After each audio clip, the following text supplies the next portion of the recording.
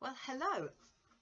The title of this little presentation, Do You Sleep with Bread? You might think, well, what a weird question to ask. Of course I don't sleep with bread. However, the reason for giving that title is because there's a book that I've got that explains what it means to that expression, sleeping with bread. And this is what the book looks like. So what does it mean? Well, there's a lot of wisdom in the idea of counting your blessings. Being thankful for as we look at the day is good for our mental health. It makes us feel good.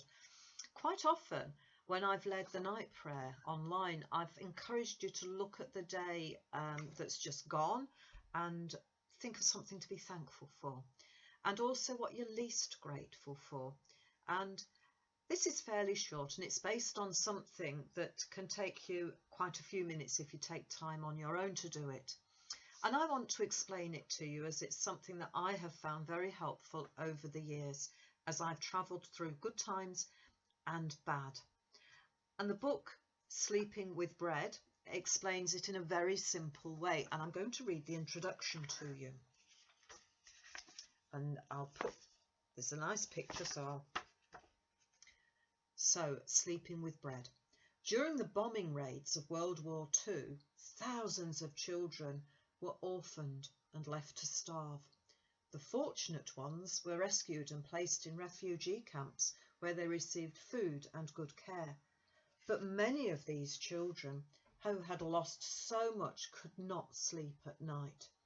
They feared waking up to find themselves once again homeless and without food. Nothing seemed to reassure them.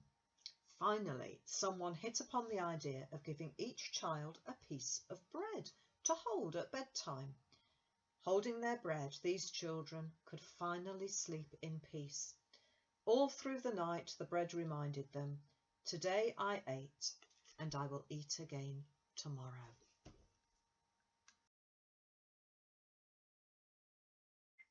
The authors of this book recommend that you light a candle and look back on the day asking yourself just two questions. For what moment today am I most grateful? And for what moment today am I least grateful? They also give examples of other ways you can ask this. For instance, let's get the book. It says, when did I give and receive most love today? And least love. When did I feel the most alive today? And when did I feel most that the life was draining out of me? When today did I have the greatest sense of belonging to myself, others, God, and the whole universe? And when did I have the least sense of belonging? When was I happiest today? And when was I saddest? What was today's high point? And what was today's low point? So there's lots of ways of asking yourself that same question. And there's lots of other bits in this book, as you can see. So it's not just that, they expand it. And their teaching is based on the ancient tradition called doing the Examen. And this is something that Saint Ignatius insisted was essential to the spiritual life. I have their prayer card with steps on my phone and iPad in case I forget what the 5 steps are, and here they are. The Examen. The Examen is a method of reviewing your day in the presence of God. It's actually an attitude more than a method, a time set aside for thankful reflection on where God is in your everyday life. It has 5 steps, which most people take more or less in order, and it usually takes 15 to 20 minutes per day. Here it is in a nutshell. Step 1. Ask God for light. I want to look at my day with God's eyes, not merely my own. Step 2. Give thanks. The day I have just lived is a gift from God. Be grateful for it. Step 3. Review the day. I carefully look back on the day just completed, being guided by the Holy Spirit. Step 4.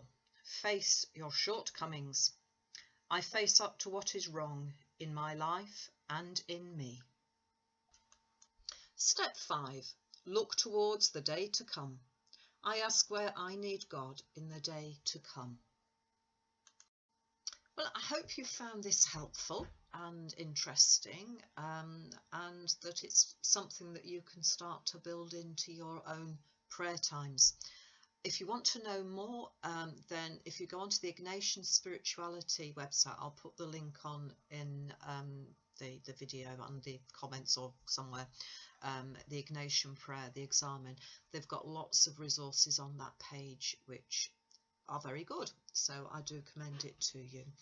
So sleep with bread is what I say, and count your blessings one by one, and do not fear, because you are being held by God, by Jesus.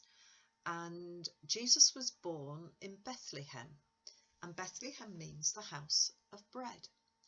And we are fed day by day by Jesus, who is the bread of life to us. And he said, ask and you will receive. So if you want to know more of God's peace, to sleep with bread, then put your trust in Jesus, and he won't let you down. He'll be there with you day by day and night by night. Thank you for watching. Bye.